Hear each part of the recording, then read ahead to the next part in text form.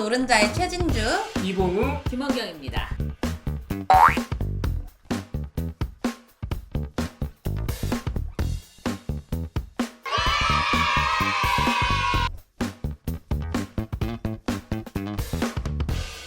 저는 첫 번째 하겠습니다. 이렇게 되면 대부분의 시청자는 진주만 보고 나갑니다. 최근 논란이 되고 있는 아이들 프린세스라는 게임에 대한 이야기를 해보려고 합니다. 유명 아이돌 멤버가 광고에 참여했고요. TV, 유튜브, 지하철 광고까지 대대적인 홍보를 하고 있는 게임이라 다들 한 번씩 들어보셨을 만한데요. 이 게임의 주요 내용은 아빠가 딸을 키우는 내용입니다. 플레이어가 정령의 여왕의 딸을 수영딸로 삼아 8세부터 18세까지 키우는 내용이 주요 내용인데요. 그런데 이 게임 문제가 굉장히 많습니다. 사실 광고만 보더라도 성인 여성이 아이를 연기하며 아빠를 찾는 모습이 다소 불편하게 느껴지는데요. 게임의 내용은 더 심각합니다. 특정 능력치가 올라가면 일러스트의 수위가 점점 올라가는데요. 아니, 일러스트만 보더라도 사실 어린 아이가 이런 옷을 입는다는 것 자체가 말이 안 되는데 대사는 더 심각합니다.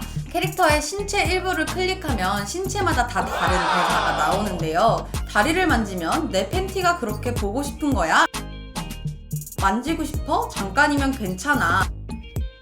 자신의 팔로 가슴을 모아 강조하며 이건 특별한 위로라는 대사 등 소아를 성적 대상화하는 상당히 저질스러운 게임이라고 볼 수 있습니다. 이런 게임을 누가 하겠어 싶으실 수 있는데요. 구글 스토어 기준 10만 이상 다운됐다는 사실. 선정성 논란이 계속되자 15세였던 연령 제한을 18세로 상향 조정했습니다. 그런데 사실 연령을 올린다고 해서 문제가 해결되는 것은 아니라고 봅니다. 이런 게임을 성인이 해도 괜찮은 건 아니니까요. 저는 이 게임을 보면서 엠번방 사건이 계속 떠올랐는데요. 엠번방 가해자들 재판에 대한 뉴스 제가 준비 중에 있는데요. 문제가 아주 많습니다. 형량이 말도 안 되게 낮게 나오고 있고요. 언론에 비춰진 몇몇 주요 인물 외에는 아예 처벌을 받지 않는 가해자들도 있습니다. 최근 모 방송에서 이 게임을 다루면서 한 패널이 누가 봐도 이상한 게임이라는 말은 위험하다. 그런 판단은 판사만 할 수 있는 것이다 라고 말했는데요. 그 패널에게 묻고 싶네요. 그래서 판사님들 판단 잘 하고 있으신지요? 네, 저는 이런 도덕적인 문제가 발생했을 때 모든 판단은 판사만 할 수 있는 것이다 라는 사고가 굉장히 위험하다고 생각을 하는데요. 소아성애나 성적 대상화한 상품을 소비하지 않는 문화가 형성되는 것이 가장 중요한데 그런 감수성을 키우는 데 있어 가장 중요한 역할을 하는 것은 언론이라고 생각을 합니다. 제 상식으로는 도저히 이해할 수 없는 이 게임, 여러분 생각은 어떠신지 궁금합니다. 아무리 그래도 게임이 뭐 그리 중요한 뉴스겠습니까? 저는 국제정세 가져왔습니다. 남북관계 가져왔습니다. 최근에 남북관계 많이 경색됐죠? 우리 해상공무원이 북한에 넘어갔다가 사살된 것으로 밝혀지는 바람에 지금 굉장히 좋지 않은 상황인데 이거를 사실 6월달부터 우리가 살펴볼 필요가 있습니다. 이게 또 미국 대선하고도 연결이 되기 때문에 6월 17일날 북한이 대성 연락사무소를 폭파했어요. 그래서 끝나는 줄 알았습니다. 곧 있으면 SLBM도 발사를 한다. 미국이 막 전투기 띄우고 항모 띄우고 난리가 났었습니다. 그래서 망했네 이랬는데 웬걸 조금 있다가 북한이 안 하겠대. 김정은이 직접 하지 말라 그랬대. 많은 분들이 놀라셨을 텐데 여기에 아주 복잡한 국제 정세, 국제관계의 역할이 들어가 있었다. 미국의 폼페이오 국무장관하고 중국 양재츠 외교 담당자가 만나서 비밀리 회담을 가졌습니다. 근데 이 자리에서 협상이 오고 갔다는 겁니다. 뭐냐? 미국하고 중국이 지금 박터지게 싸워요. 아시죠? G2잖아요. 남중국해, 중국이 많이 들어가서 자기네 바다라고 하잖아요. 그러니까 미국이 오면 중국에서 거기에도 항모 띄우고 난립니다. 그래서 미국이 우리가 11월 대선 이전에 북한하고 관계를 좀 풀어야 되는데 지금 북한이 저러고 있다. 어떻게 좀 해. 그러면 우리가 남중국해에서 좀 덜 할게, 덜 싸울게, 뭐 이런 겁니다. 미중 간에 6월 17일에 일종의 협의가 이루어졌어요. 지네 땅도 아니고 한반도 가지고. 그래서 중국이 실제로 북한한테 뭔가 그만해라 이렇게 압박을 준 건 아니냐 이런 예상이 나온 게 바로 시사인의 요 기사입니다. 여러분 제가 시사인 구독자라서 홍보하는 게 아니라 시사인 참 좋은 기사 많아요. 이 문제가 왜 중요하냐면은 미국이 남북관계는 결국 키를 쥐고 있는데 갑자기 트럼프가 확진돼 버리는 바람에 10월 서프라이즈 이런 거 아무것도 못하게 생겼어요. 10월 서프라이즈 북미 정상회담이 10월에 일어날 수도 있다 이런 예상이었는데 다 안 되게 됐습니다. 그러면 결국 대선이 굉장히 중요한데 지금 트럼프가 대선 불복한다고 한다 난리 치면서 대법관 문제도 불거지는 거잖아요. 간단하게라도 남북 관계 어떻게 돌아가는지 이거 우리가 알고 있어야 된다 그래서 시사인 기사를 끝입니다. 끝인가요? 끝입니다. 예. 가져오기만 하고. 이거 알고 계셨어요? 몰랐잖아. 아, 알겠습니다. 네, 미중 간에 네. 그런 협상이 이루어졌다는 거 아셨어요? 몰랐습니다. 아무도 아니 2분간 끊겠다니까 말이 너무 빨라지네요. 제가 알아서 편집으로 끊을 테니까 말 천천히 하십시오. 저는 오늘 미디어 오늘의 금준경 기자가 쓴 EBS의 머니톡이라는 프로그램의 기만적인 방송 협찬 형태에 대해서 말씀드리려고 합니다. 이 프로그램이 전문가들이 나와서 재무 상태를 상담해주는 그런 프로그램인데요. 여기에 1대1 맞춤형 보험 리모델링 코너가 있는데 여기에서는 의뢰인이 자신의 보험료 지출을 좀 얘기를 해주면 불필요한 상품을 해지하라고 하고 또 새로운 상품을 안내를 해주기도 한대요. 진행자가 이렇게 말합니다. 투자를 하고 싶은데 도저히 방법을 모르는 분들은 머니톡 콜센터로 연락주시면 모두 해결해드리겠습니다.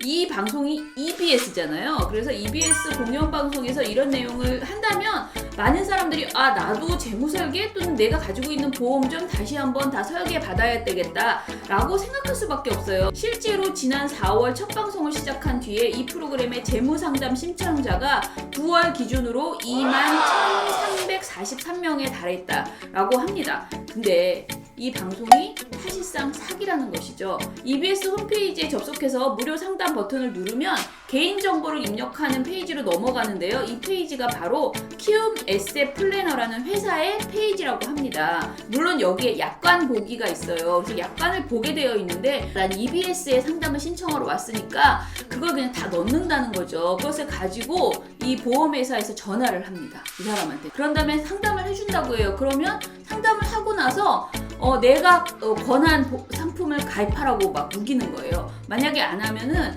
상담료 20만 원이 나온다는 그런 얘기도 한대요. 더 웃기는 거는요. 이 방송, EBS 방송에 전문가 패널이 등장하는데 이 패널들이 어디 소속인지 하나도 안 나오고 뭐 머니메이커, 머니마스터, 머니플래너 이런 식으로 호칭이 되어 있대요. 그런데 전부 다 이 사람들이 키움 에셋 그 회사 소속의 FA, 그러니까 보험설계사나 재무설계사였다고 합니다. 가장 충격적인 것은요. 이들이 이런 방송을 만든 이유가 그 회사를 안내하기 위해서, 아니 홍보하기 위해서 그런 게 아니고요. 사실상 개인정보 데이터를 확보하기 위한 거예요. 이건 너무한 거 아니냐고. 미디어 오늘이 입수한 이 키움 에셋 플래너 측 내부 자료에 보면 이 목적이 분명하게 회사 홍보가 아니고 DM 확보라고 이렇게 되어 있다고 합니다. 설계사들한테 줬는데요. 하나에 7, 8만 원 수준으로 판매를 했다고 합니다. 사실 이런 식의 프로그램이 처음 있는 것이 아닙니다. 그리고 실제로 이 키움 에셋 회사에서 지금 EBS랑만 이런 걸 하는 게 아니고 지역 민방, 그리고 지상파 방송, 경제 전문 채널, 그리고 종편 등 8개 방송사의 비슷한 프로그램을 지금 런칭하고 있다. 굉장히 기만 그 사기의 혐의가 짙다라고 볼 수 있죠. 이렇게 선정적이고 질 낮은 게임이 그럼 처음에는 어떻게 통과가 됐을까? 우리나라 게임물심의위원회가 있을 텐데. 그러니까 정확하게는 게임물 등급위원회라는 게 저희 나라에 있는데요. 모든 게임을 다 사전 심의에서 나오는 것은 아니라고 합니다. 그래요? 네. 그래서 보통 자체 심의를 거치는데요. 그 자체 심의 과정이 어떻게 되냐면 게임 제작사 측에서 그 표 이렇게 체크를 하는 거예요. 체크리스트가 있는 거죠. 그래서 그 체크리스트가 점수가 매겨지면서 이거는 전체 연령가 15세, 12세, 19세 이용가 이렇게 나눠지는데 여기서 전체 이용가와 19세 이용가로만 책정된 그것만 사전 심의를 받게 되어 있고요. 그렇다고 해서 아예 12세, 15세는 아예 관련을 안 하는 거냐? 그거는 아니고 출시가 된 후에 그것들을 모니터링하는 그런 시스템이 되어 있다고는 해요. 근데 이거는 정말 너무 비도덕적인 게요. 저는 이거를 선정성의 개념으로 봐서는 안 된다라고 생각을 하는데 딸을 분양을 해서 이제 키운다는 거잖아요. 그런데 그 딸이 정말 우리가 말하는 상식적인 부모와 그 딸의 관계가 아니고 그 아까 말한 거의 그 모든 내용은 그야말로 성적으로 뭔가 학대하는 듯한 그런 느낌의 발언을 하고 있잖아요. 네, 이거는 19세냐 뭐냐 이런 소리를 하는 게 아니고 그냥 이거는 사회 윤리상 불가한 프로그램이다, 불가한 게임이다라고 판단해야지 된다라는 점이고요. 그거를 법적으로 그런 것까지 할 수 없다면은 진주가 말한 것처럼 문화적으로 우리 사회가 아주 강하게 어떻게 이런 것까지 그대로 우리 사회에 나올 수 있느냐라고 언론이 비평을 해줘야 된다라고 생각합니다. 그래서 굉장히 좋은 지적이었다고 봅니다. 누가 이런 게임을 하겠어? 라는 생각이 되게 엄청 큰 해. 것 같더라고요.